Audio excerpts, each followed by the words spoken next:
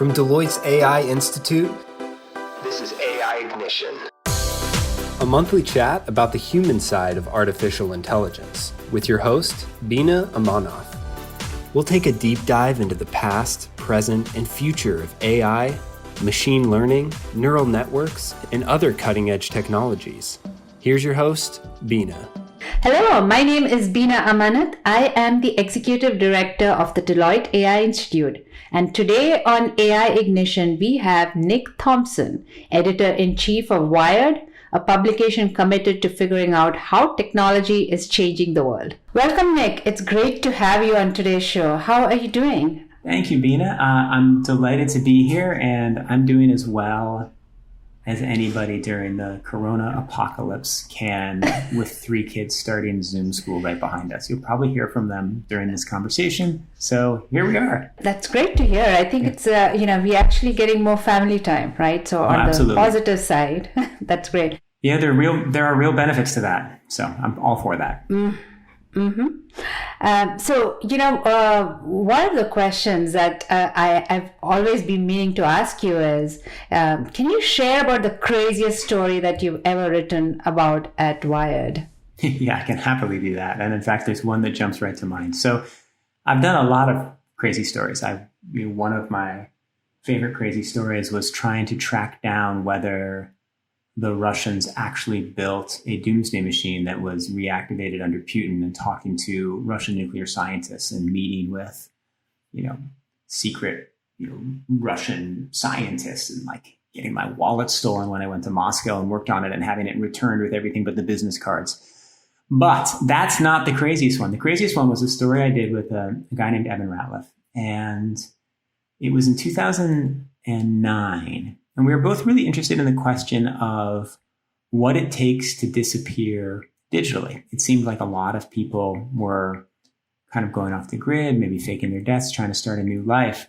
And Evan and I and 2 other friends got extremely drunk one night, and we came up with this idea that he would do a 2-part series. First, he would write about how you go off the grid and disappear and fake your death. And then he would do it, and I would organize a manhunt to try to find him. And so we did it. He wrote a story, and it was terrific. And then he went on the run. And the rule was that I would have all the information that a private investigator would have. This is very early in Twitter. It was the first time I really used Twitter. And I would post all that information on Twitter. And we got thousands of people looking for him, posted all these clues. I interviewed his family members. I posted the information online. He tried to disguise his steps. He shaved his head. He ditched his car. He traveled around the country. He sort of hooked up with a band that was on tour. And then eventually he was found. The deal was if somebody would find him within a month, they would win $5,000. And if they didn't, he would get $5,000. And at the end, the last few days, I started giving out more clues. And there was a clue. If you solved the New York Times crossword puzzle, there was a clue that we had gotten Will Shortz to embed. And it revealed that Evan had to go to a book reading that day. And meanwhile, he had screwed up using Tor at one point, which had revealed his Twitter account to a really smart user who had followed his new identity's Twitter account as a fembot, so Evan wouldn't suspect anything. And then by tracking the IP address of the Twitter account, had realized that Evan was in New Orleans. And so suddenly there was a whole group of hunters who went to all the book readings in New Orleans and found him. So it was awesome. So is the conclusion that you cannot disappear digitally? It's The conclusion is that back then our writer couldn't disappear. It's interesting right now, like it's both, it is harder to disappear now, right? We have so many more digital footprints, so many more breadcrumbs we leave behind. It would be very, very hard to disappear.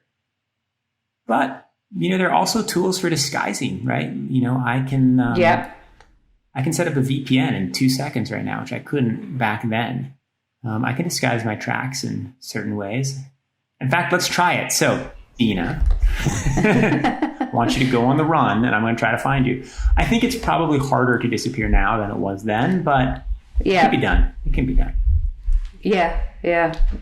You've been covering the tech world for a long time. I mean, there are. I'm sure there are a lot more crazy stories that we could talk about. But are there what are some of the biggest changes that you've seen in the past 10 years? Besides, becoming harder to disappear digitally, are there some big changes that you've seen how tech has shaped the world, can you share your perspective on the past 10 years? Yeah, the last 10 years are so interesting because there have been all kinds of magical innovations. There have been many of the best things that we forecast would happen have happened. But what's happened over the last 10 years is tech has gone from being outsiders and challenging the power structure to being the power structure, and to the most powerful and important companies on earth are all tech companies. The people with the most influence over American culture, American democracy, are executives at tech platforms. So tech, and this is an interesting challenge for Wired, right? Because Wired started as a magazine championing the tech industry and pushing the narrative that change is good and that whatever tech brings you will be positive. And now we're not pushing a bunch of scrappy outsiders with great ideas. We're doing the opposite, right? We're challenging a bunch of insiders with maybe too much power. So the whole narrative of the tech industry has changed. The way people think about the tech industry from, small, cool, and scrappy to gigantic and in some ways threatening has changed, maybe overcorrected. But that's a massive, massive shift. And it's happened slowly over the last 10 years and then very quickly over the last 4. Yeah. I mean, I've studied things like assembly language and COBOL, and at that time, tech was more in the back office, right? Yeah. Now you hear more and more that every company is a tech company. Right. It's almost, what's your take on, that statement of every company, no matter which field you're in, is a tech company? Yeah. Well, so not entirely true, right? I was just, paying a bill to the guy who, is building a trench in our backyard, and he has a small operation. Yeah, we communicate by email, and I send him a check via, automatic payments in Chase. But he's not a tech company. I mean, in some ways, like, the hydraulic lifter is technology, but not every company is a tech company, but more and more. I mean, a very interesting example is my industry, media, right? Are we a tech company? In some ways we have to be. And in some ways the struggle of the media industry has been to understand how it has to do that. So there are very interesting opportunities in every industry as creative people recognize where tech can change old sclerotic processes, or AI can change old sclerotic processes and make them much more efficient. Yeah. And I think, AI is another one of those where it's disrupting across several industries. And you as you look across these industries where AI is disrupting, what are some of the areas that you find most exciting?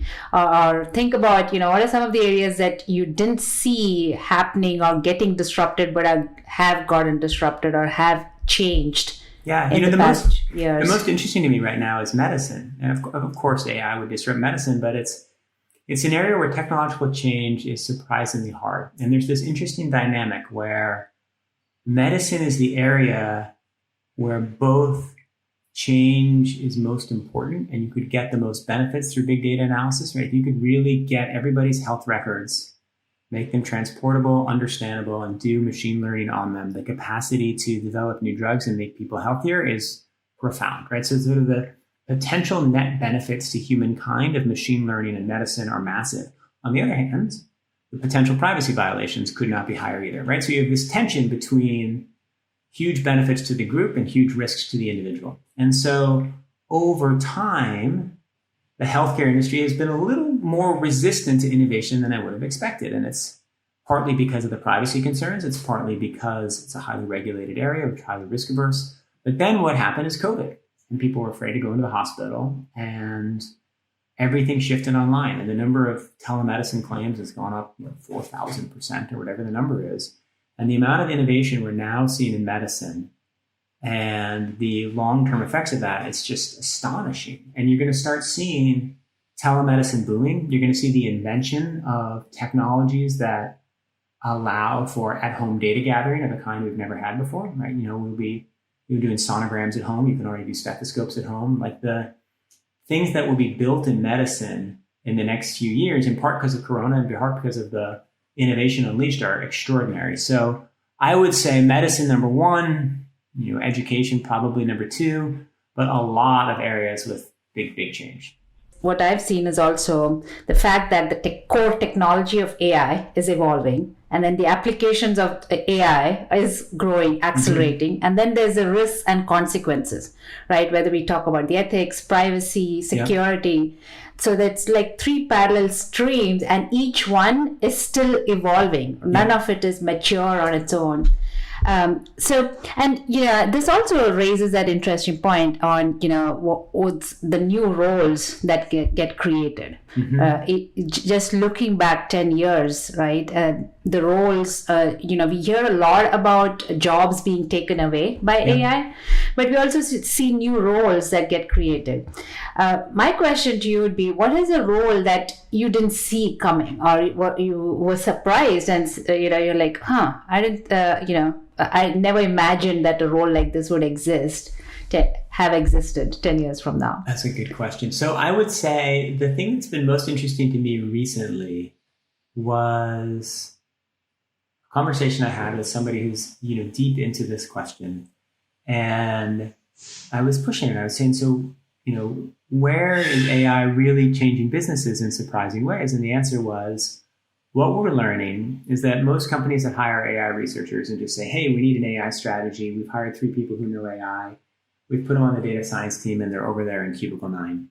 That's not working. But what really is working are companies where they've figured out systems where AIs and humans can work together to be more efficient. And so, going back to medicine, there's long this hypothesis that AI would replace radiologists, right? And so that was kind of the iconic example. And if you read any book on AI published between 2007 and 2016, it will talk about radiologists. And what we've actually seen is that image recognition has improved as expected. AI is extremely good at reading images and identifying tumors, but it hasn't replaced the radiologist. What it's done is it's allowed the radiologist to be much more efficient, right? And I interviewed a radiologist not long ago who said, well, sure, I work with an AI, and it means that I can look at 100 scans a day, and it will give me probability scores of each of them, which allows me to sort through them much more quickly. So I think that what's happening with AI in the best cases are companies and individuals kind of moving up the chain. I'll give you another example that I love. I was talking to somebody else at another company, and what they've done is they've used, it's kind of a meta AI example where they've built an internal training system where they identify what are the jobs that are likely to change the most in the future, where are we going to have the most needs, which of our employees are most at risk of therefore losing their jobs, and how can we upskill them, and then helping to push those employees into education systems to learn the new skills. So in some ways, it's using AI to identify how AI will change the organization and then training people in AI. And this company has shifted huge numbers of jobs without having to do layoffs, which is a really, really interesting thing to have done. Several industries have changed, and can you speak a little bit about how has the media industry, media business changed? You've introduced a lot of new concepts, and like the paywall, but how has the business itself evolved with AI in the past few years, and what are some of the jobs that exist today which didn't exist in media industry 10 years ago? The first is changes in advertising, and the central source of revenue for newspapers and magazines used to be print advertising and people trying to reach bundles of readers who like that subject area. Of course, the internet made that mode somewhat obsolete. To reach people who like golf, you don't have to put an ad in Golf magazine. You can just, buy an ad on any social platform targeted at people who have searched for golf or who like golf. So the advertising market has gradually declined, and that's put a lot of financial pressure. So the way that we countered that, or the business model we built at The New Yorker and are building at Wired, was primarily about subscriptions and paywalls, which is, okay, fine, we're not going to get ads. let's just make content that people like and say you have to pay us to read it. And that's worked quite well at both places. We've also branched into the business model of affiliate reviews. So for example, we'll review a bunch of headphones, and if you click on one, we'll get a cut. So that is a rapidly growing business area for us. And that's terrific and good. Other companies have done more in events, or they've done, all sorts of other ways to compensate for the loss of advertising. Though, of course, the number of jobs in media has declined massively because, we were supported by advertising. So then what about AI and technology? Well, there are some uses for it. So I built a company on the side. It was a really interesting media business model. It's called The Atavist. And what we did is we did one long form journalism story a month, and we would present it in a really crafty, interesting way, layering video, audio, and text. And then we built a custom CMS to support it and then licensed that CMS. So we would basically test the CMS through our journalism, improve it that way, and then license it out to other companies. It was a good company. We sold it to WordPress. It was a successful, happy outcome for a journalism entity.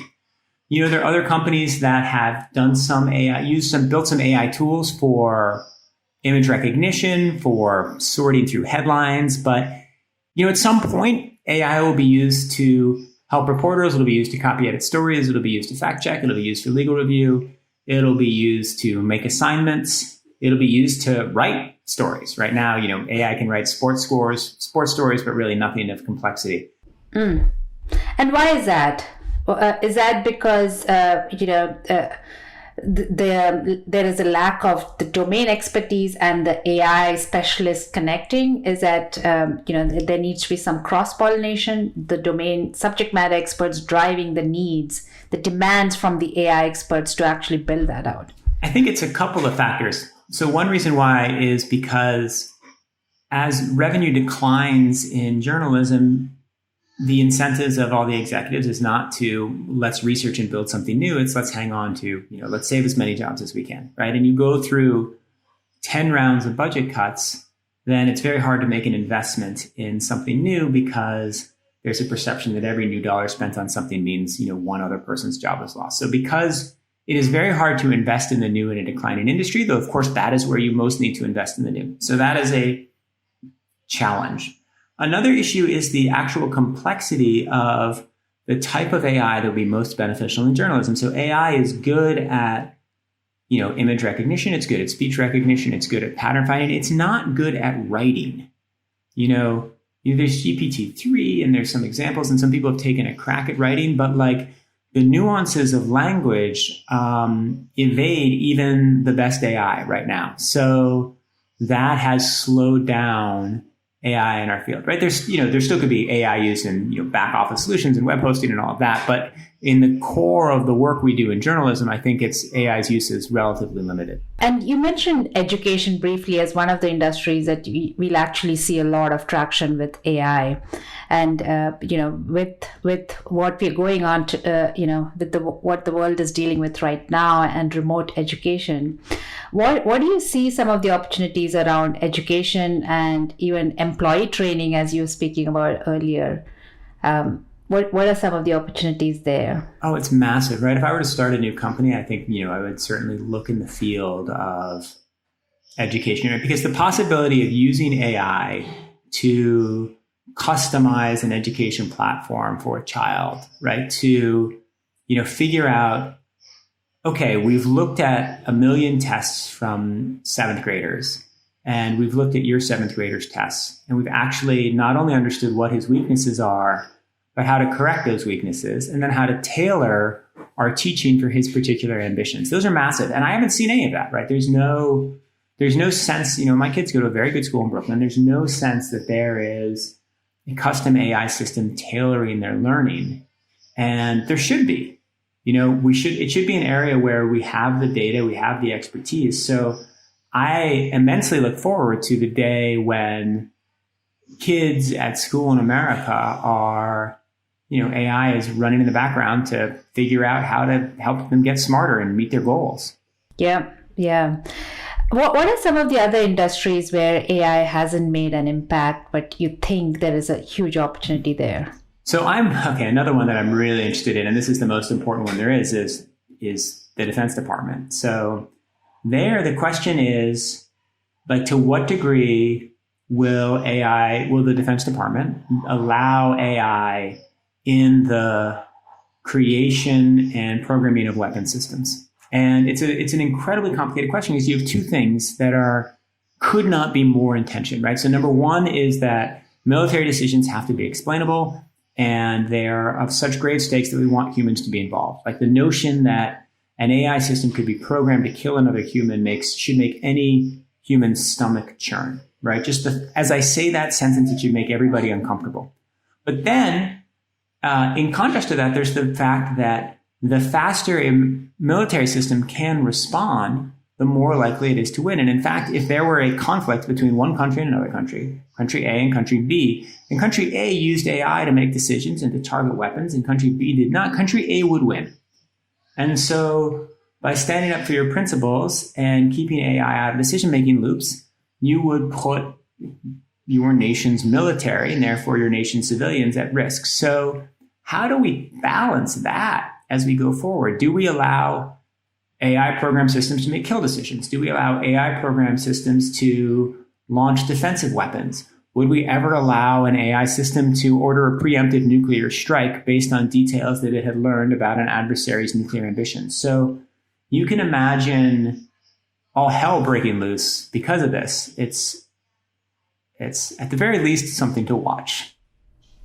Yes, agree. And it's the whole discussion around ethics and building out trustworthy applications of AI is I think there's still a lot of work to be done in that space. Have you seen any advances in whether it's protection of privacy or any of the aspects around ethics driving explainability, transparency, reducing bias?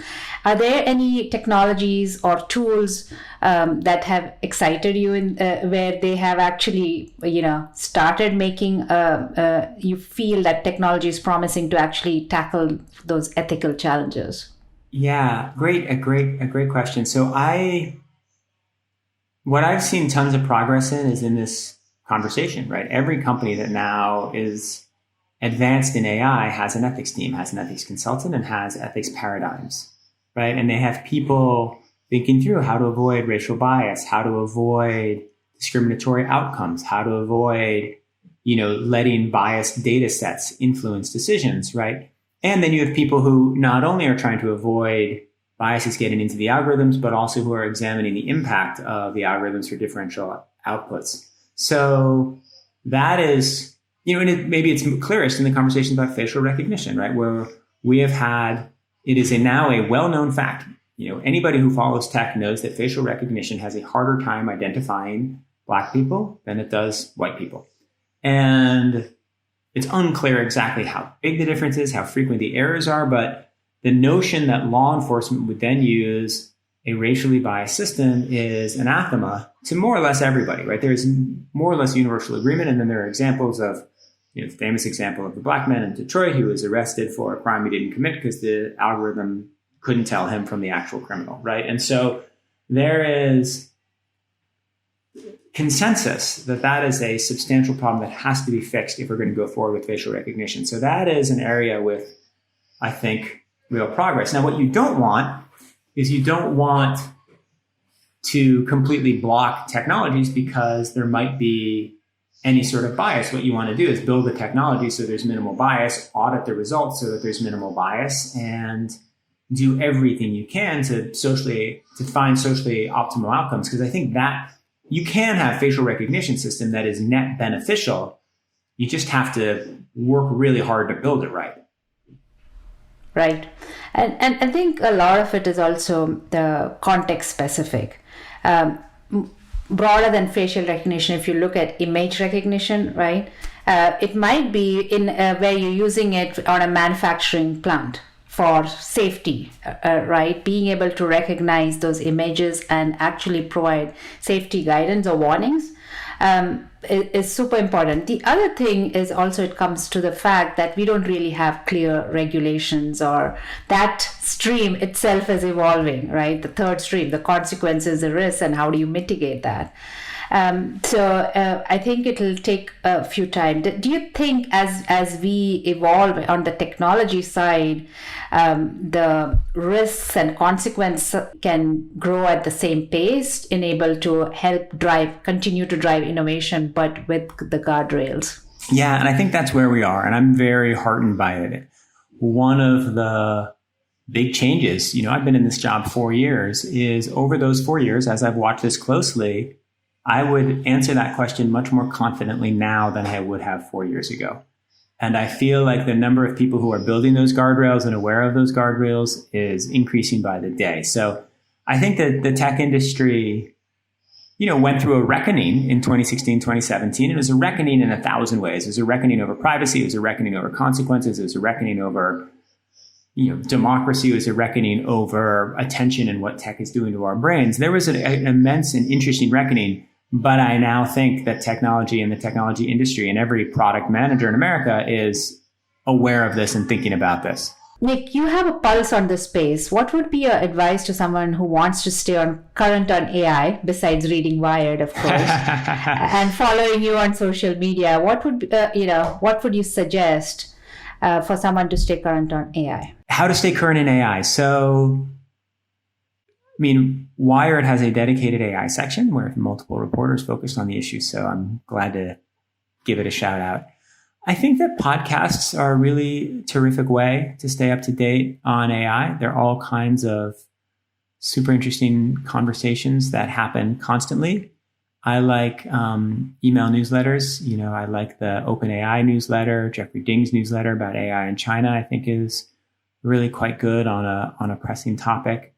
There are new books that come out every 6 months. There'll be a really good one. And so, reading 2 to 4 books a year on AI and where it is, I think is a useful strategy. The best one I've read recently is probably Kai-Fu Lee's AI Superpowers, which came out last year.